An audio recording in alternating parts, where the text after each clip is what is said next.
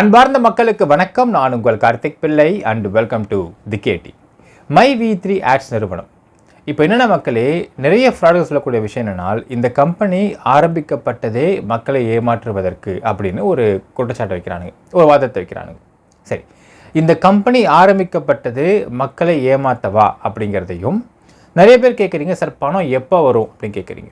நிறைய பேர் கேட்குறீங்க, எப்போ அவர் வெளியே வருவார், வெயிலில் வருவாருன்னு கேட்குறீங்க. இப்போ இதை பயன்படுத்தி சில பேர் என்ன பண்ணுறாங்கனால், பணம் வராது அப்படிங்கிறாங்க, அவர் வர மாட்டார், கம்பெனி இழுத்து மூடுவாங்க அப்படின்னு சொல்கிறாங்க. இது எல்லாத்தையுமே டீட்டெயில்டாக எது உண்மை எது பொய்ன்னு விரிவாக பார்க்க போகிறோம் இந்த பதிவில்.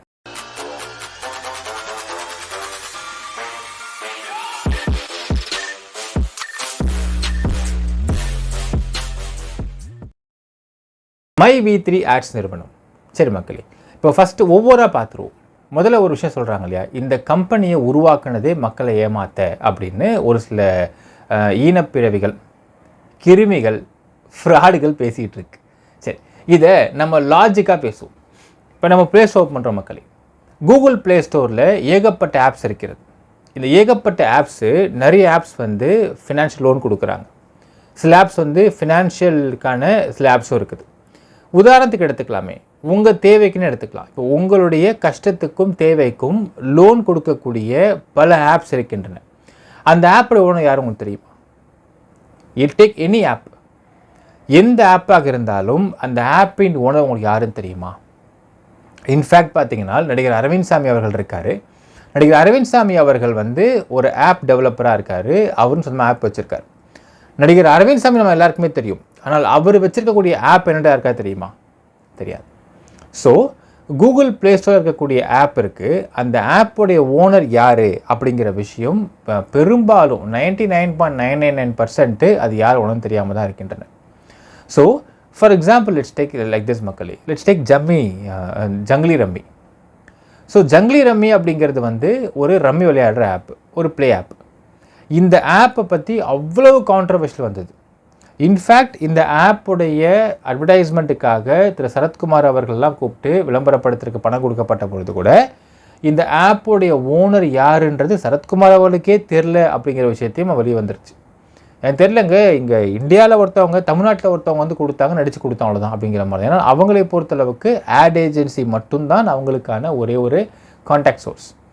ஒரு ஆட் ஏஜென்சியும் அந்த ஆப்புடைய ஓனர் யாருன்றது தெரியாது. அவங்கள பொறுத்தளவுக்கு அட்மின் ஹெட் வரைக்கும் தான் அவங்க கான்டாக்ட் சோர்ஸாக இருந்துச்சு. ஸோ ஒரு ஆப்போடைய ஓனர் யார் அப்படிங்கிற விஷயம் பெரும்பாலுமே கூகுள் ப்ளே ஸ்டோரில் போய் பார்த்தீங்கன்னா அதற்கான ஓனர் யார் அப்படிங்கிற விஷயம் யாருக்குமே தெரியாமல் தான் இருந்துச்சு. சரி, இப்போது let's go for an argument sake மக்களே. ஒரு ஆர்குமெண்ட் சேக்குக்கு மை வி3 ஆட்ஸ் அப்படிங்கிற ஆப்பு மக்களை ஏமாற்றுவதற்காக உருவாக்கப்பட்ட ஆப்புன்னு சொல்லி பல ஃப்ராடுகள் சொல்லக்கூடிய விஷயம் உண்மையாக இருக்குமேயானால் அவர் என்ன பண்ணியிருப்பார் தெரியுங்களா? அந்த ஓனர் யார் அப்படிங்கிற விஷயத்தை முகத்தையே காமிச்சிருக்க மாட்டார். Point number 1. Point number 2, only அவர் கீழே இருக்கக்கூடிய ஆளுங்களை மட்டும் வச்சுக்கிட்டு அவர் இதை மேனேஜ் பண்ணியிருப்பார். உங்களுக்கு கீழே இருக்கக்கூடிய எந்த இதில் வந்து பர்ச்சேஸ் பண்ணுற யாருக்குமே இது ஓனர் யார், யார் இதை ஃபவுண்டரு, யார் இதை இயக்கிக்கிட்டு இருக்கா, எதுவுமே தெரியாத மாதிரி பார்த்துப்பாங்க. சப்போஸ் அவர் ஏமாற்றி கொண்டு ஓடுவதற்காகவோ மக்களை ஏமாற்றுவதற்காக உருவாக்கப்பட்டது பிஸ்னஸ் ஆகி இருக்குமே ஆனால் அவர் யோசிச்சு பாருங்க, ஒரு ஆஸ்பெக்டில் இது என் பிஸ்னஸ், இதுதான் என் வாழ்க்கை அப்படின்னு முடிவு பண்ணுறவங்க மட்டும்தான் துணிஞ்சு, அதுவும் எம்எல்எம் மார்க்கெட்டிங்கில். இன்னும் சொல்கிற மக்களே, ஆம்பே அப்படிங்கிற கம்பெனி, ஆம்பே எம்எல்எம் மார்க்கெட்டிங் தான், எம்எல்எம் ஸ்டைலில் பண்ணக்கூடிய ஒரு பிஸ்னஸ். யாருக்காவது ஆம்பேயோட ஓனர் பேர் தெரியுமா? இல்லை ஓனரை பார்த்துருக்கீங்களா? கூகுளில் போட்டால் ஒருத்தர் முகம் வரும், அவ்வளோதான். ஆனால் அதுவுமே ரீசெண்ட்டில் தான். ஸோ எந்த அடிப்படையிலுமே பார்த்தீங்கன்னா ஒரு ஆப், ஒரு ஃபினான்ஷியல் ஆப்ஸ் அப்படின்னு சொல்லக்கூடிய எந்த ஒரு ஆப்லேயுமே யார் ஓனர் முகமும் தெரிய போகிறது கிடையாது. அதே மாதிரி இது வந்து ஒரு ஃபினான்ஷியல் ஆப்பும் கிடையாது. ஸோ இந்த ஒரு ஆப், அதாவது நம்ம சில பேர்ட்ட கேட்குறோம், அதாவது அவங்களாம் வந்து மல்டி லெவல் மார்க்கெட்டிங்கில் வந்து பழந்தின்னு கொட்டை போட்டவங்க. இன்ஃபேக்ட் தேர் கோயம்புத்தூர் பேஸ்டு, அவங்க ஆம்பேயில் ரொம்பவே ஸ்ட்ராங்காக இருக்கக்கூடிய நபர்கள் அவங்களாம். ஸோ இந்தியா லெவலில் நோட்டபிள் பீப்புள்னு சொல்கிறாங்க. அவங்ககிட்ட நம்ம இதை பற்றி பேசிகிட்டு இருக்கப்போ கேட்குறோம், இந்த மாதிரி மை வி3 ஆட்ஸ் பற்றி என்ன சொல்கிறேன்னு கேட்குறது. அவங்க சொல்கிற வார்த்தை, அவர் சூப்பர்பா, அதாவது எம்எல்எம் மார்க்கெட்டிங்கையும் டெக்னாலஜியும் மிக்ஸ் பண்ணால் எப்படி நடக்கும், எப்படி இருக்கும் அப்படிங்கிறத ஒரு ஷார்ட் டைமில் ஒரு ஹை க்ரோத் காமிச்சிருக்காரு. அவர் ஆக்சுவலாக நல்ல சூப்பராக தான் பண்ணிகிட்ருக்காரு அப்படிங்கிற விஷயத்தை இதே நெட்வொர்க் மார்க்கெட்டிங்கில் ஊறிப்போன நபர்கள் சொல்லக்கூடிய ஒரு வார்த்தை. ஸோ இந்த கம்பெனி மக்களை ஏமாற்ற தான் உருவாக்கியிருக்குது, இந்த ஆப் அதுக்கு தான் உருவாக்கப்பட்டுச்சு அப்படின்னால் அந்த கம்பெனியோடைய மேனேஜிங் டைரக்டரு, அவர் தான் ஃபவுண்டர் அண்ட் எம்டி, அவர் முகத்தை வெளியே காட்ட வேண்டிய அவசியம் இருக்கக்கூடாது. அப்படி காட்டாமல் இருந்தால் தான் இவனுங்க சொல்கிற மாதிரி ஏமாற்றிட்டு ஓடுறதுக்கு ஈஸியாக இருக்கும். ஏன்னா யார் உடனே தெரியாது, எதுவுமே தெரியாது, எழுதுப்புன்னு க்ளோஸ் பண்ணிட்டாங்க, என்ன நடக்குதுன்னே தெரியல அப்படின்னால் இழுத்து மூட்டு க்ளோஸ் பண்ணிட்டு பணத்துக்கு ஓட்டு போயிட்டே இருக்கலாம். இது யார் ஓனரு என்ன ஏதுன்னு இது இஓடபிள்யூஓ இல்லை போலீஸோ கண்டுபிடிக்கிறதுக்குள்ளே அவரை வந்து வெளிநாடு போய் செட்டில் ஆகிடுவாப்ல. ஸோ இந்த ஃபஸ்ட்டு ஆஸ்பெக்டே இங்கே ராங் மக்களே. யார் ஓனர் அப்படிங்கிறதை அவர் அங்கங்கே அவர் டெய்லியுமே அவருடைய வீடியோவில் முகத்தை காட்டுறார். Point number 1.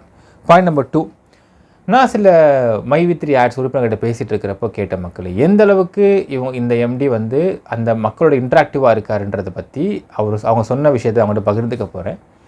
அதாவது திண்டுக்கல் பக்கத்தில் நினைக்கிறேன் ஏதோ வராகி அம்மன் சொல்லிட்டு ஒரு கோயில் இருக்கிறதாகவும், ஒவ்வொரு பஞ்சமி அப்போவும் ஒவ்வொரு டிஸ்ட்ரிக்டில் இருக்கக்கூடிய அந்தந்த ஜோனில் இருக்கக்கூடிய அந்தந்த டைரக்டர்ஸ் மூலியமாக அந்தந்த மெம்பர்ஸ்லாம் வந்து கிளம்பி வராங்க. அந்த பஞ்சமி அன்னைக்கு இந்த வராகி அம்மன் கோயிலில், அது அவருடைய கோயில் அப்படின்னு சொல்கிறாங்க, அந்த கோயிலில் ஒரு பெரிய பூஜை எல்லாம் நடக்குது. அதில் எல்லாரும், அதாவது மை3 உறுப்பினர்கள் வந்து முடிஞ்ச வரைக்கும் முடிந்தவர்கள் எல்லாருமே அந்த கோயிலுக்கு வராங்க. அங்கே பூஜை நடக்குது, சாமி கும்பிட்றாங்க.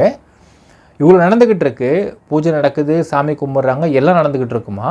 ஆனால் அந்த சக்தியானந்தன் மட்டும் பார்த்திங்கன்னா பூஜையில் கலந்துருக்க மாட்டாராம். வெளியே பார்த்திங்கன்னா ஒரு பெரிய விறகடுப்பு வச்சு சமையல் நடந்துகிட்டு இருக்குமா. அங்கே உட்காந்து வந்து அப்பளம் முடிச்சு உட்காந்துட்டு இருப்பாராம், அப்பளம் முடிச்சுட்டு உட்காந்துருப்பாராம், சாப்பாடு பரிமாறுவாராம் எல்லாருக்கும். ஸோ ஒரு எம்டி அப்படிங்கிற ஒரு ஸ்டேட்டஸில் அவர் தன்னை மெயின்டைன் பண்ணிக்கலன்றது தெளிவாக தெரியுது. அதே மாதிரி அவரை சொல்கிறாங்க, சார் அவர் ரொம்ப டவுன் டு எர்த்தாக இருப்பார் சார், எங்கள் எல்லாருக்குமே இந்த கம்பெனி யார் ஓனர்னு தெரியுமே சார், நாங்கள் கண் கூட பார்க்குறோமே, பந்தாவோ கிந்தாவோ எதுவுமே இல்லாமல் இருக்குமே அப்படிங்கிற தகவலையும் சொல்கிறாங்க. ஸோ இன்ஃபேக்ட் இது இன்னொரு விஷயமும் கேள்விப்பட்ட மக்கள், அதாவது அந்த ஃபார்ச்சுனர் காரை பற்றி ஒரு புரளி வந்துச்சு பாருங்கள், அதையும் விசாரித்து பார்த்தோம். அப்போது அதற்கு முன்பு வரை, அதாவது இந்த ஃபார்ச்சுனர் கார் வந்து மார்ச் மாதம் 2024 வந்து வாங்கப்படுது கம்பெனி மூலியமாக. இந்த 2024 மார்ச்சில் இந்த ஃபார்ச்சுனர் கார் வாங்குறதுக்கு முன்னாடி சக்தியானந்தன் அவர்கள் வந்து வேறு கார் வச்சுருக்கார். அந்த கார் நார்மல் கார் அப்படிங்கிறாங்க. அந்த one of the director of the மை3 ஆட்ஸ் கம்பெனி அவர் வந்து எம்ஜி கார் வாங்கியிருக்கார். ஸோ அவருடைய பேமெண்ட்டில் எம்ஜி கார் வாங்குறாரு. அப்போது நம்ம ஒரு எம்ஜி கார் வச்சுருக்கிறோம், ஆனால் சக்தியானந்தன் அவர்கள் வந்து ஒரு நார்மல் கார் வச்சுருக்காரு, அவர் இன்னும் நல்ல கார் வச்சுக்கணும், அப்போ நம்மளை விட அவர் பெரிய கார் வச்சுக்கணும் அப்படின்னு டைரக்டர்ஸ் எல்லாம் பிரியப்பட்டு, இது வந்து ஒரு மீட்டிங்கில் வந்து ஒரு பெரிய பஞ்சாயத்தாகவே போயிருக்காமா. ஒரு பெரிய பஞ்சாயத்தாகவே போய் டைரக்டர்ஸ் பிரியப்பட்டு சக்தியானந்தன் அவர்களுக்கு கம்பெனி எம்டி அப்படிங்கிற அடிப்படையில் ஒரு நல்ல கார், பெரிய கார் வேணும்னு சொல்லிட்டு அவர்களுடைய விருப்பத்தின் பார் வாங்கப்பட்டதான் அந்த ஃபார்ச்சுனர் கார். ஸோ 3ஆம் மாதம் அது வருது, 3rd மந்த் வந்து அது எடுக்கிறாங்க, டெலிவரி எடுக்கிறாங்க. அதுவும் மை3 ஆட்ஸ் கம்பெனியோடைய பெயரில் எடுக்கிறாங்க. ஸோ அவங்க கம்பெனி எம்டி வெளியே போனார்னா ஒரு நல்ல பெரிய காரில் போகணும் அப்படின்ற டைரக்டர்ஸும் அந்த உறுப்பினர்களும் ஆசைப்பட்டு இது வந்து ஜோனல் மீட்டிங்கில் வந்து பேசி ஒரு பஞ்சாயத்து நடந்து இது வாங்கப்பட்ட ஒரு கார் அப்படிங்கிறாங்க. ஸோ இந்த அளவுக்கு ஒரு ஆப்போடைய ஓனரு தன்னை யார் என்ன, இன்ஃபேக்ட் கோயம்புத்தூரில் ஒரு வீடு எது அப்படிங்கிறது கோயம்புத்தூரில் கூட எல்லாருக்குமே தெரியும் அப்படிங்கிறாங்க. ஒரு பஞ்சமி அன்னைக்கு ஒரு வராகி அம்மன் கோயிலுக்கு போகிறப்போ அந்த கோயிலில் இவர் தான் முன்னேருந்து சமையலாக பண்ணிட்டு உட்காந்துருப்பார், மேற்பார்வை பார்த்துப்பார், ஒரு வேஷ்டியை போட்டு வேஷ்டியை மடித்து கட்டிக்கின்னு ஒரு துண்டை கழுத்தில் போட்டு உட்காந்து அப்பளம் முடிச்சு உட்காந்துருப்பார், சாப்பாடு பரிமாறிட்டு உட்காந்துருப்பார் அப்படிங்கிறாங்க. ஸோ ஒரு ஏமாற்றிட்டு போக நினைக்கக்கூடிய ஒரு கம்பெனி ஓனரு இந்த மாதிரி பிஹேவ் பண்ணுவாரா, இந்த மாதிரி முகத்தை காட்டுவாரா, இந்த அளவுக்கு அந்த உறுப்பினர்கள்ட்ட மிங்கிள் ஆவாரா அப்படின்னு கேட்டால் லாஜிக்காக பார்க்குறப்போ வாய்ப்புகள் மிக மிக மிக கிடையவே கிடையாது, குறைவுன்ற கூட கிடையவே கிடையாது. ஏன்னால் ஏமாற்றிட்டு போக நினைக்கிறவன் அவன் அந்த பந்தா ஸ்டேஜ்லேயே இருப்பான், அந்த ஒரு டாப் நோட்ஸ்லேயே பிஹேவ் பண்ணுவான், யாரும் அவரை வந்து நெருங்கக்கூடாமல் பார்த்துப்பான், யாரும் ஒரு ஃபோட்டோ எடுக்காமல் பார்த்துப்பான், யாரும் ஒரு வீடியோ எடுக்காமல் பார்த்துப்பான், யார்கிட்டையும் அவன் பேசாமல் பார்த்துப்பான். இந்த மாதிரி தான் அவன் பிஹேவ் பண்ணுவான். ஏமாற்றிட்டு போக விருப்பப்படுகிறோம், ஏமாற்றி போக நினைக்கிறவன். ஏன்னால் அவன் ஏமாற்றிட்டு போனாலும் யாராலையும் ட்ரேஸ் பண்ண முடியாத அளவுக்கு அவன் பார்த்துப்பான் தன்னுடைய அடையாளங்கள் இல்லாமல். ஆனால் இந்த இடத்துல பார்த்தீங்கன்னா எங்கேயுமே இந்த கம்பெனியை இழுத்து மூடுவதற்காக, மக்களை ஏமாற்றுவதற்காக உருவாக்கப்பட்ட கம்பெனி, பில்ட் பண்ண கம்பெனி அப்படின்னு சொல்லக்கூடிய குற்றச்சாட்டு முற்றிலும் தவறுன்றது எனக்கு தெளிவாக தெரியுது மக்களே. அப்படி இருப்பதற்கு வாய்ப்புகள் இல்லவே இல்லை. ஏன்னால் இவருடைய நடவடிக்கை அப்படி இல்லவே இல்லை. First point. செகண்ட் பாயிண்ட், அதாவது ஒரு விஷயம் பார்க்கணும். சரி, அடுத்த ஒரு கேள்வி. ஏமாற்றிட்டு போக நினைக்கிற நபராக இருந்தால் எதற்கு போய் சரண்டர் ஆகணும்?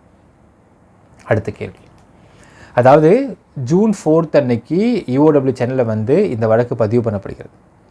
1 மாத காலமாகிறது. ஆல்மோஸ்ட் ஜூன் 4னா ஜூலை 4 வரைக்கும் எந்த நடவடிக்கையும் எடுக்கப்படவில்லை. ஆனால் ஒரு கேஸு எஃப்ஐஆர் பதிவு பண்ணியிருக்கிறாங்க. எஃப்ஐஆர் பதிவு பண்ணுறதுனால இவர் ஏபி அப்ளை பண்ணுறாரு. ஸோ ஏபி அப்ளை பண்ணுறப்போ ஏபியில் ஆன்டிசிபேட்டரி பெயிலில் சொல்கிறாங்க, இல்லை இன்ஃபேக்ட் பார்க்கணும், இதெல்லாம் ஒன்று பார்க்கணுங்களே, ஆன்டிசிபேட்டரி பெயிலில் விசாரணை அதிகாரி இந்த கேஸை பற்றி எதுவுமே விசாரிக்க ஆரம்பிக்கவே இல்லை. அப்போ ஒரு வார்த்தை சொல்கிறாரு, இது 500 கோடி மோசடி அப்படின்னு சொல்லிட்டு ஏபி அப்ளை பண்ணுறப்போ இந்த வார்த்தையை அந்த பிபி வந்து கோர்ட்டில் சொல்கிறார். ஆனால் இவர் சரண்டர் ஆகிறார். அதாவது உங்களுக்கு ஏபி ரிஜெக்ட் ஆகுது, 5th ஜூலை சரண்டர் ஆகிறார். சரண்டர் ஆகிறப்போ அடுத்து அதே பிபி சொல்கிறாரு, இப்போ ஏன் சரண்டர் ஆகுறீங்க, ஒன்றும் நடக்கலையே, ஒன்றும் பண்ணலையே, ஏன் சரண்டர் ஆகுறீங்க அப்படிங்கிறார். இப்போ இவங்க தரப்பில் சொல்கிறாங்க, இல்லைங்க நாங்கள் சரண்டர் ஆகிறோம், ஏன்னா இப்படி உட்காந்து ஏபி அப்ளை பண்ணலாம், உட்காந்துலாம் கம்பெனி நடத்த முடியாது, நாங்கள் இந்த கம்பெனியை நடத்த விருப்பப்படுகிறோம், மூட விருப்பப்படலை. ஸோ தொடர்ந்து நடத்த வேண்டிய எல்லாமே பல லட்சம் மக்கள் இருக்கிறாங்க. ஸோ அதை பல கோடி மக்களாக மாற்ற நாங்கள் ஆசைப்படுறோம். So we want to build this company and develop this company அப்படிங்கிறப்போ நாங்கள் வந்து ஏபி அப்ளை பண்ணிவிட்டு உட்காந்துக்கிட்டு ஒளிஞ்சிக்கிட்டு அப்போலாம் இருக்க முடியாதுங்க. ஸோ இதில் ஓப்பனாக நான் சரண்டர் ஆகிறேன், ஏதோ விசாரிச்சுக்கோங்கன்னு சொல்லிட்டு ஒரு கம்பெனியோட எம்டி வந்து சரண்டர் ஆகிறார்.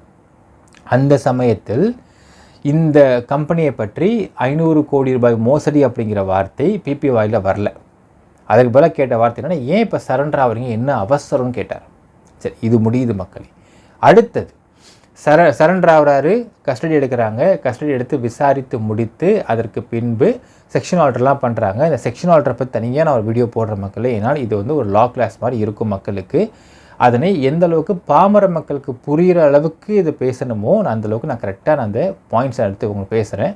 ஏன்னால் ஜென்ரலாக லா தெரிந்தவர்களுக்கு தெரியும் இந்த செக்ஷன் ஆல்டர்ன்றதை ஏன் போடுறாங்கன்றது தெரியும்.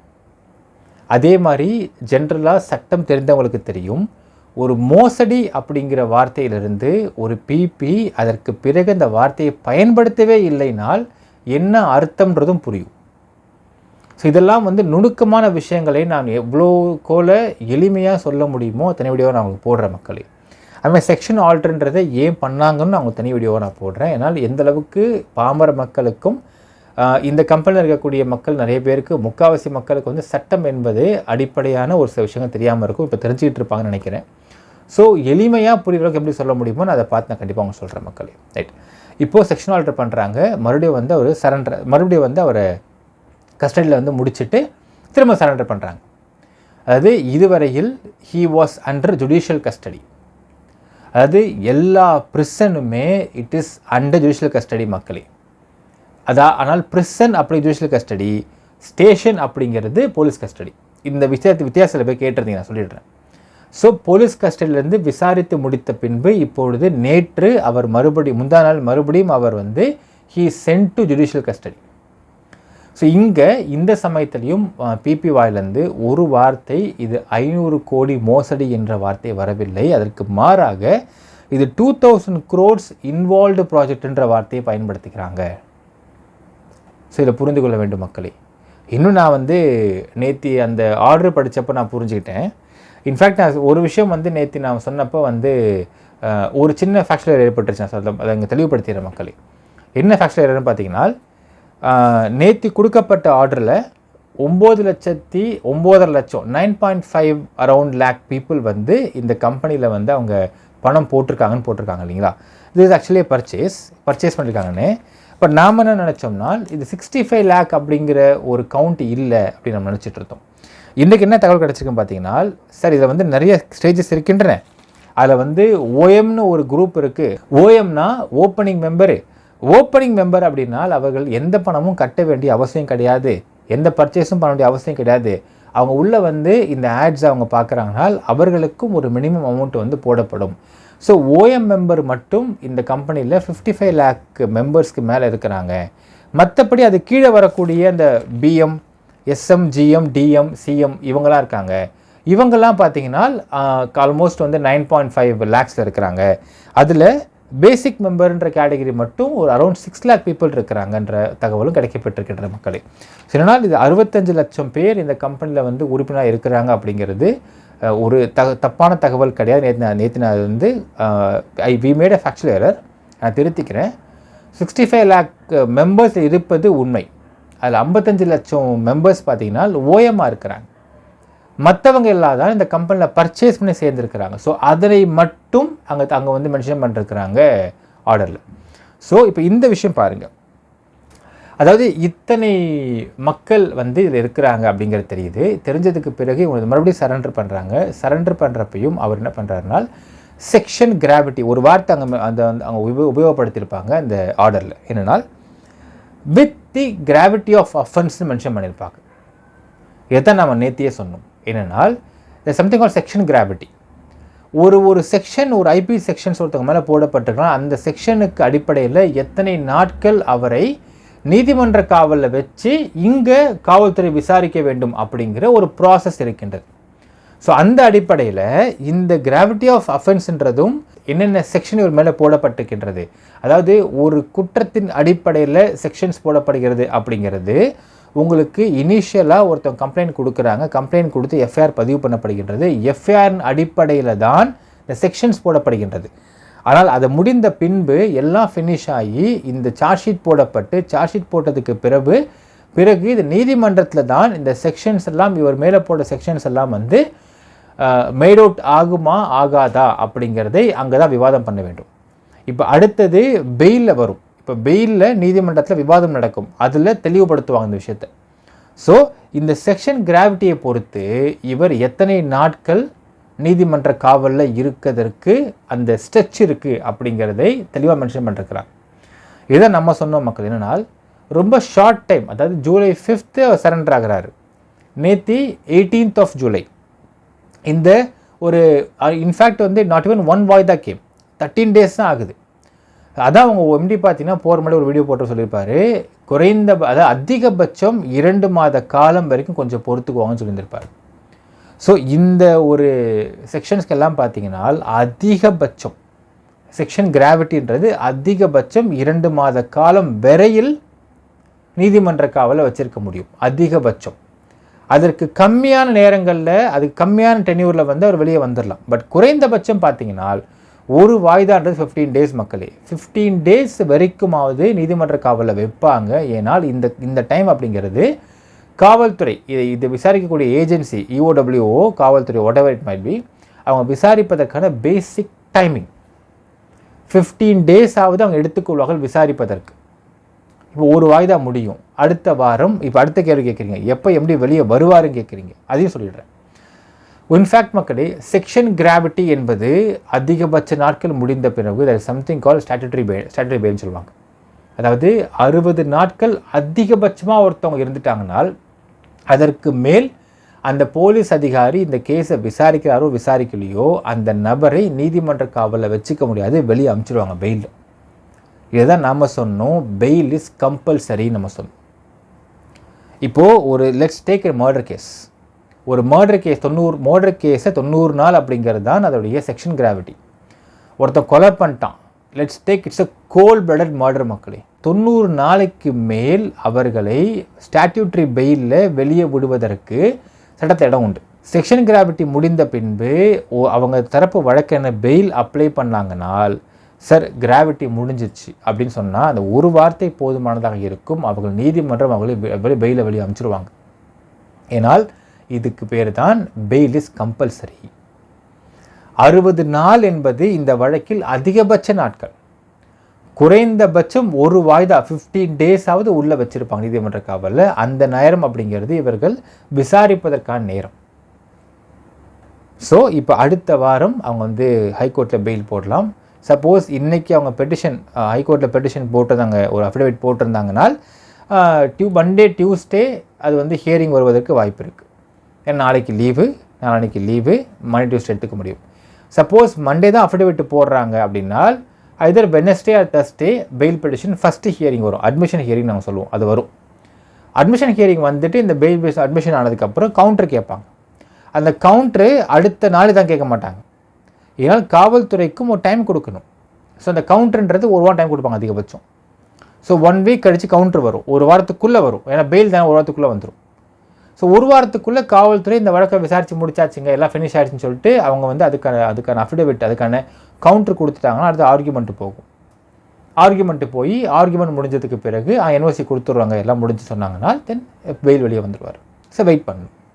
சப்போஸிங்லி இஓடபிள்யூ இன்னும் விசாரிச்சுட்ருக்கோம் சார், ஏன்னா நீங்கள் ஒரு வருஷம் பார்க்கணும். நேத்தியும் சொன்ன வார்த்தை என்னன்னால், சார் இது வந்து இவர் தரப்பை மட்டும்தான் இப்போ வந்து கஸ்டடி முடிஞ்சிருக்கு, இதில் ஏகப்பட்ட டாக்குமெண்ட்ஸ் இருக்குது, அதை பூரா அனலைஸ் பண்ண வேண்டிய டைம் இருக்குது, இன்னும் விசாரணை முடிவில்லைன்னு சொல்லியிருக்கிறாங்க நேத்தி இஓடபிள்யூ. ஸோ விசாரிப்பதற்கு இன்னும் அவங்க டைம் யோசிச்சு பாருங்க மக்களே. 2541 கோடி அப்படிங்கிற அமௌண்ட்டு இவர்கள் பர்ச்சேஸில் உள்ளே வந்த அமௌண்ட். ஸோ இந்த அமௌண்ட்டுக்கு எவ்வளோ டேக்ஸ் கட்டினாங்க, எவ்வளோ ஜிஎஸ்டி கட்டினாங்க, எவ்வளோ பேஅவுட் போட்டிருக்காங்க, எல்லாத்தையும் அவங்க வந்து அனலைஸ் பண்ணுவாங்க. அதுக்கான ஒவ்வொரு மாதத்துக்கான பேஅவுட் எல்லாத்தையும் எடுத்து அக்யூமுலேட் பண்ணுவாங்க, அதை ஆட் பண்ணுவாங்க, எவ்வளோ வேலை இருக்குது. இதெல்லாம் ஃபுல்லாக முடித்த பின்பு தான் இந்த விஷயத்துக்கு வந்து அவங்க கவுண்டர் கொடுப்பாங்க. ஸோ அவங்களுக்கும் டைம் தரணும், அவங்களும் மனுஷங்க தான் டைம் தரணும் அவங்களுக்கும் மேடம். இதுதான் இதுக்கான ப்ராசஸ் மக்களே. சரி, இப்போது பெயில் இஸ் கம்பல்சரி. பெயிலில் அவங்க எம்டி கண்டிப்பாக வெளியே வருவார், இதில் மாற்றமே கிடையாது. சரி, இப்போ அடுத்தது வரலாம். Last and most important thing. Sir பணம் வராதுன்றாங்க, பணம் வருமா வராதா அப்படின்னு கேட்குறீங்க. சரிங்க, இப்போது உங்கள் எம்டி இந்த கம்பெனியை ஒரு விஷயம் புரிஞ்சு போச்சு, இந்த கம்பெனி மக்களை ஏமாற்றுவதற்கு உருவாக்கப்பட்ட கம்பெனியாக தெரியவில்லை என்றதை தெளிவுபடுத்தியாச்சு. அது ரொம்ப தெளிவாக நமக்கு தெரியுது. அது மக்களை ஏமாத்துறதுக்காக உருவாக்கப்பட்ட கம்பெனி இது கிடையாதுன்றப்போ இந்த கம்பெனியை தொடர்ந்து நடத்துவதும் இந்த கம்பெனி தான் அவருடைய ஹார்ட் அண்ட் சோல் அப்படிங்கிறத புரிஞ்சு தான் அவர் அந்தளவுக்கு மக்கள்கிட்ட இன்வால்வாக இருந்திருக்காருன்னு புரிய வருது நமக்கு இந்த இடத்துல. ஸோ அதுவும் உங்களுக்கு ஒரு பக்கம் புரிஞ்சிச்சு.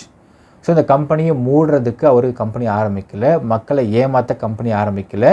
இந்த மாதிரி ஒரு வழக்கு வந்தவொடனே போய் சரண்டர் ஆகியிருக்காரு. அவரே விசாரணைக்கு 1 வாரம் போயிருக்காரு, முழு விசாரணை முடிச்சிருக்காரு, எல்லா ஒத்துழைப்பும் கொடுத்துருக்காரு விசாரணைக்கு, எல்லாம் முடியுது. அடுத்தது பெயில் வரணும், பெயில் இஸ் கம்பல்சரி.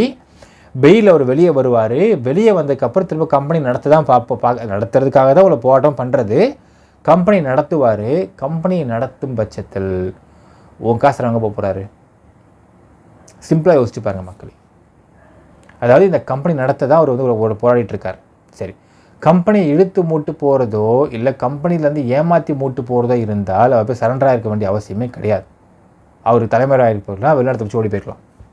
அதெல்லாம் பண்ணல. ஸோ எல்லாத்துக்கும் மேலே அவர் முகத்தை காமிச்சா எல்லாத்தையும் மக்கள்கிட்ட பேசிகிட்டு இருக்கார். ஸோ இது எல்லா போராட்டம் நடக்கிறதுக்கு காரணம் என்னன்னு பார்த்தீங்கன்னா கம்பெனி நடத்துவதற்கு பண்ணிட்டுருக்காரு. இப்போ வெளியே வந்து கம்பெனியை நடத்தும் பொழுது அந்த கம்பெனி எப்படி நடத்த முடியும்? கம்பெனி நடக்கும் பட்சத்தில் உங்களுக்கு படம் போட்டு தான் ஆக வேண்டும். போடாமல் எங்கே போயிட போகிறாரு? ஒவ்வொரு வாரம் ஜோனல் மீட்டிங் கண்டக்ட் பண்ணுறீங்க. ஜோனல் மீட்டிங்கில் உறுப்பினர்கள் போய் உட்காடுறீங்க, அந்த ஜோனலில் உள்ள நபர்களில் பேசுகிறீங்க, டிஸ்கஸ் பண்ணுறீங்க. அப்படி உங்களுக்கு பணம் போடவில்லைன்னா நீங்கள் கேட்காமலாம் இருக்க போகிறீங்க? அவங்க போடாமலாம் விட்டுற போகிறாங்க? கொஞ்சம் லாஜிக்காக யோசிச்சு பாருங்கள் மக்களே. இவர் பெயிலில் வெளியே வந்ததற்கு பிறகுதான் அடுத்த லெவலில் இதற்கு பணத்தை போடுவதற்கான அடுத்த ஸ்டெப்பை எடுத்து வைக்க முடியும். இப்போது இவ்வளவு குழப்பங்கள் எங்கேருந்து வந்துச்சு, எங்கேருந்து ஆரம்பிச்சுதுன்றதை ஆரம்பப்புள்ளி யோசிச்சு பாருங்க. நல்லா போயிட்டு இருந்த கம்பெனி போன வருஷம் மே மாதம் 2023 ஒரு ஃப்ராடு போய் 99 கம்ப்ளைண்ட் கொடுக்குறான்.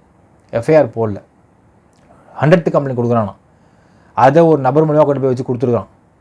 அதே கலெக்டர் ஆஃபீஸை கொடுக்கப்பட்டதா சொல்கிறாங்க. ஸோ கலெக்டர் ஆஃபீஸில் கொடுத்து ப்ரெஷர் பண்ணி ஒரு எஃப்ஐஆரை போட வச்சு இந்த கம்பெனியை இந்த மாதிரி வந்து அது ஒரு வார்த்தை சொல்லுவாங்க பாருங்கள் மக்களே, அது நல்லா ஓடின தேர்தலுக்கு தெருவில் விட்டமாக கதை சொல்லுவாங்க பாருங்கள். அந்த மாதிரி நல்லா போயிட்டு இருந்த கம்பெனியை தூக்கி தெருவில் விட்ட ஆள் யார்? இப்போது ஒரு ஜுடிஷியலுக்குள்ளே இல்லை ஒரு லீகல் சிஸ்டத்துக்குள்ளே ஒரு கம்பெனியை ஒருத்தன் புகார் கொடுத்துருக்கானா அந்த புகார் வந்து முற்றிலும் பொய்யான புகார், ஒரு பொய்யான தகவல் அப்படி கிடையாது அப்படிங்கிறதை அந்த கம்பெனி எம்டி அந்த லீகல் சிஸ்டத்துக்கும் அரசுக்கும் கவர்மெண்ட்டுக்கும் ஜுடிஷியல் சிஸ்டத்துக்கும் கோர்ட்டுக்கும் ப்ரூவ் பண்ணிட்டு வர்றதுக்கு நம்ம ஒரு டைம் கொடுக்கணுமா கொடுக்கக்கூடாதா? இது சினிமா கிடையாது அப்படின்னு சொல்கிற மக்களே, சினிமாவை பார்த்து பல பேர் ஏமாந்து போகிறீங்க. சினிமா இல்லை, இது நிஜ வாழ்க்கை. இந்தியா மாதிரி country judicial system is always slow but strong. அதை புரிந்து கொள்ளுங்கள். இந்தியாவோட ஜுடிஷியல் சிஸ்டம் ஃபுல்லாக பார்த்தீங்கன்னா it works with books and arguments. So நீதிமன்றங்கள் தான் இதுக்கு வந்து தீர்ப்பு கொடுக்கணும், இதற்கான உத்தரவு கொடுக்கணும். இந்த உத்தரவுக்கு வந்து ஒரு ஜுடிஷியல் சிஸ்டத்துக்குள்ளே உங்கள் மேலேயோ இல்லை உங்களோட கம்பெனி மேலேயோ ஒருத்தவன் தப்பாக புகார் கொடுத்தாலும் கூட அந்த புகார் தப்பான புகார், அவங்க இந்த சம்பந்தப்பட்ட குற்றம் சாட்டப்பட்டவர் இன்னோசன்ட்டு அப்படிங்கிறதை நீதிமன்றம் வாயிலாக நீதிமன்றத்துக்கு புரிய வைப்பதற்கு ஒரு கால அவகாசம் கண்டிப்பாக ஆகும். இதான் நம்ம சொல்லுவோம், the law will take its own courseன்னு நம்ம சொல்லுவோம். அந்த கால அவகாசத்தை ஒருத்தவங்களுக்கு கொடுத்தால் மட்டும்தான் அதை வந்து இல்லைப்பா இந்த கம்பெனி நல்ல கம்பெனி தான், என் தப்பும் பண்ணல, சூப்பர் கம்பெனி தான் அப்படிங்கிறது நீதிமன்றத்துக்கு அவர் ப்ரூவ் பண்ணணும். அப்படி ப்ரூவ் பண்ண அவன் டைம் கொடுக்கணும். ஸோ அந்த டைமுக்குள்ளே அவர் ப்ரூவ் பண்ணிட்டு வெளியே வருவார். ஸோ இப்போ வரைக்கும் பார்த்தீங்கன்னா இந்த கம்பெனியை பற்றி விசாரித்து பார்க்கும்போது என்ன சொல்கிறாங்கன்னா, இந்த கம்பெனி தப்பு பண்ணலை, இது தப்பு பண்ணுவதற்காக உருவாக்கப்பட்ட கம்பெனியும் அல்ல. அப்போது குட்டி அந்த ஒரு திருத்தங்கள் ஏற்படுமானா திருத்தங்கள் ஏற்பட வாய்ப்பு இருக்குது. இப்போ ஒரு விஷயம் மக்களே, முழுவதுமாக மக்களை ஏமாற்றி சம்பாதிக்கிறதுக்குன்னு பல கம்பெனி இருக்குது. அந்த கேட்டகரிக்குள்ளே இந்த கம்பெனி வரல அப்படிங்கிறதுக்கு பப்ளிக் ப்ராசிக்யூட்டர் இது 500 crores மோசடின்னு சொன்ன வார்த்தையை அவர் இந்த சரண்டர் பெட்டிஷன்லேயும் அவர் வந்து யூஸ் பண்ணல. அதே மாதிரி மீண்டும் சரண்டர் பண்ணப்பையும் யூஸ் பண்ணல, லோவர் கோர்ட்டில் பெயில் வந்தப்பையும் யூஸ் பண்ணல. அதற்கு பதிலாக யூஸ் பண்ண வார்த்தை இட்ஸ் 2000 crores இன்வால்வ்டு ப்ராஜெக்ட்னு சொல்கிறார்.